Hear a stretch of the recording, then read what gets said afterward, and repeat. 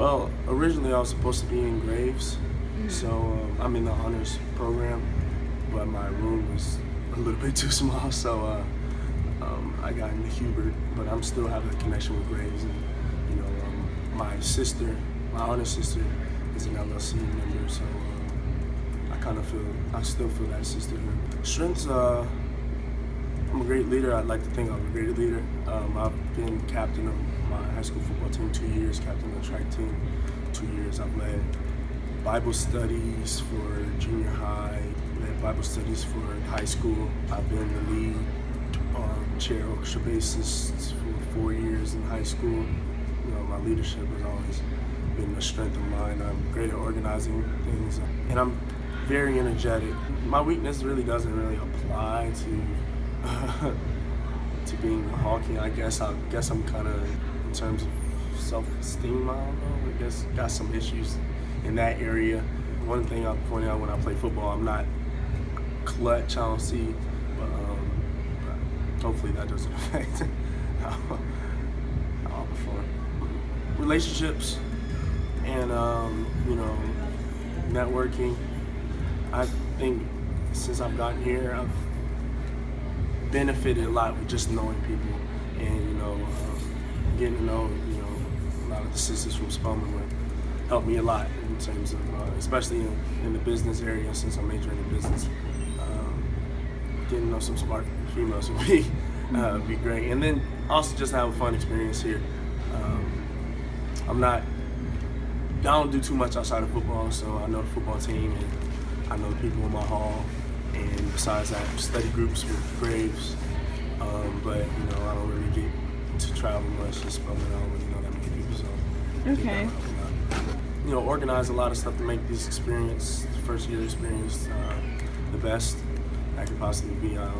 I'm very energetic and outgoing, so I can organize movie nights with LSC and Graves, if that's what you guys would like. I can organize gaming events. In the past, I've been known to organize social events or bonding events, go golfing, laser tagging. I usually find something to do with the football team. I've taken the football team paintballing before, had a golfing outing, just stuff to get us, get bonding, get that relationship between the sisters and even the brothers in the house. Yes. Like I said, I'm really energetic and outgoing. I play piano, I play bass, I can dance. I write, so I'm a C-Tim's minor, but I screenwrite and I script write. So I'm not necessarily a rapper, but I can do some pretty decent spoken word. I love to talk about topics that I'm pretty sure I really feel strongly about. The relationship in the football locker room in high school is kind of really barbaric, as you guys could probably imagine.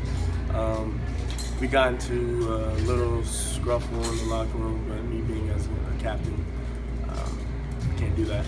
And so, obviously my punishment was more severe than the people who were involved. And so I learned just to be, the bigger man in leadership positions. You are obviously under a lot more criticism than anyone else. So that's just helped me grow, and that happened my junior year. So that helped me grow and become just a better leader in general, not just on the football field. When you sign up for leadership positions, you know that you're on thin ice. So I've learned how to channel, and be just a better person, a better man. This is called World's Strongest Man.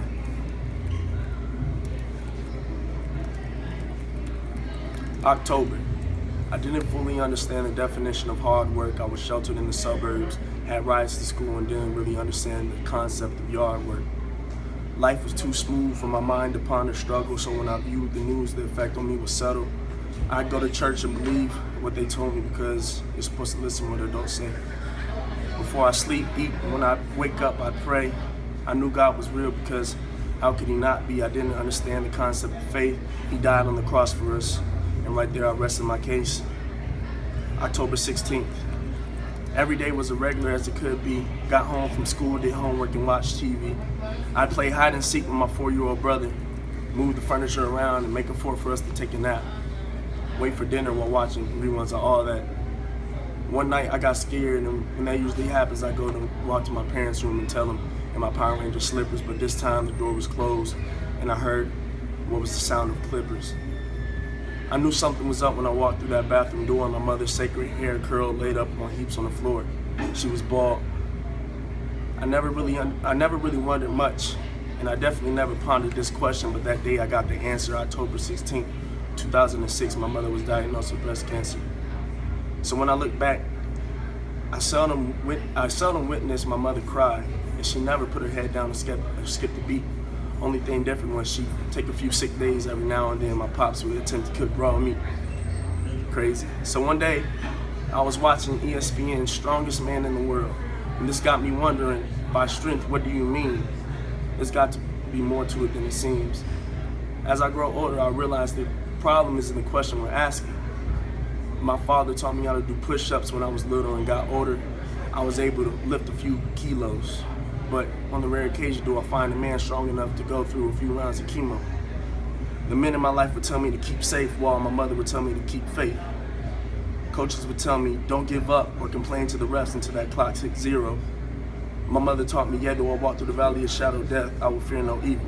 I was too curious now. How could she be so strong in a time like this? I would look stuff up and rummage through old boxes while she was undergoing surgery. I learned that she was the first black woman to earn a PhD in accounting from The Ohio State University.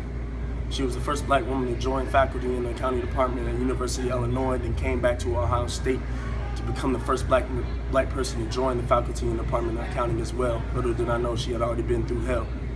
So while every man's goal is to run a 4 or 5.40 or else they be slow, and my mom graduated summa cum laude and valedictorian of her class at North Carolina A&T with a 4.0. So who's the strongest man in the world? That's a dumb question if you ask me. Sure, a man will swear up and down that they can compete with any foe, but no strength compares to the one of Rosa Parks when she said no, or when Hattie McDaniel decided to do radio. We admire the strength of a man who parted the sea and walked freely from his tomb, but I admire the one who carried such a man in her womb. If a man tells me they're the strongest man in the world, I probably consider them a bold-faced liar, because I don't know many men that fought death who came out a survivor. While some men might be able to run fast and keep pace, I can name 10 times as many women who have started the race and dead last and kept faith. So who's the strongest man in the world? That question I cannot stand for. If you ask me, the strongest man in the world isn't even